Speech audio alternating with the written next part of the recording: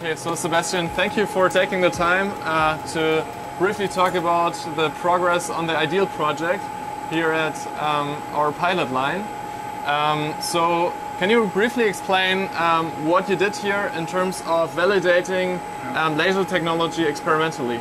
Yeah, sure. Together with Laserline in our IDEEL project, we have done several testings in the last 2 years here on this coating line.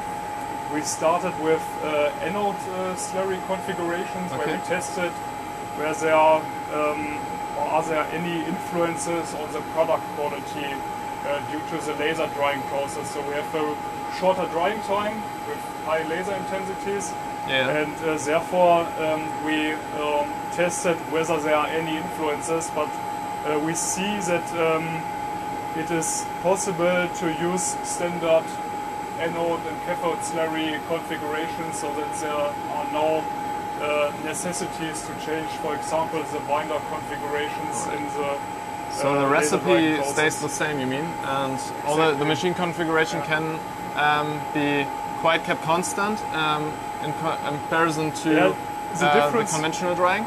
The difference is that we have the possibility in the hybrid concept to scale up the production throughput by at least 100% on the same footprint without any influences on the product quality. That's what we've seen. So we've done several testings regarding, for example, the adhesion of the coating onto the copper or aluminum foil.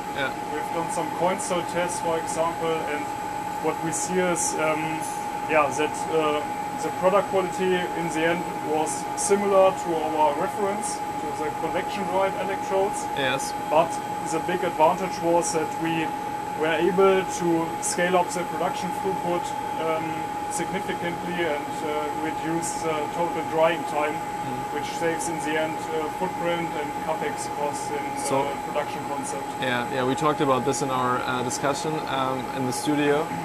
So this works for anode and cathode. I think that's important to mention.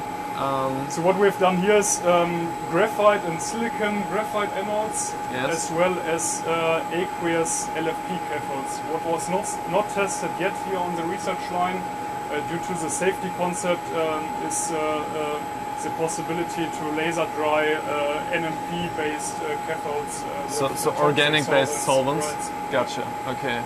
Yeah, understand. Richard, can you briefly explain the setup that you installed here from the Laserline perspective? So what is your know-how that is put into the machine here?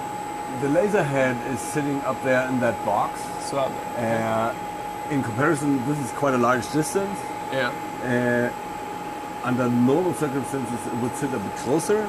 Yes. But under normal circumstances, this would also be a wider roll. Yes, of course. So for a wide roll, it represents the proper distance. The laser beam comes down as a pyramid and forms a perfect top head profile here on the coating. Okay. And in a real production line, there would be multiple lasers after each other. Yes. Maybe 3, 4, or 5 over a length of up to 5 to 10 meters. In comparison to 100 meters in a conventional drying tunnel, right? Well, probably, yeah. In comparison to a 100-meter tunnel, or in that prospect, maybe a 10-meter laser section versus a 50-meter convection section. Okay. Gotcha. Just to name an example. Okay. So thank you, both of you. Richard, for visiting eLab and Self-Lab today. It was very interesting to see it again. And Sebastian, thank you also for taking the time, elaborating a little bit on what our current status of research here is. So thank you again.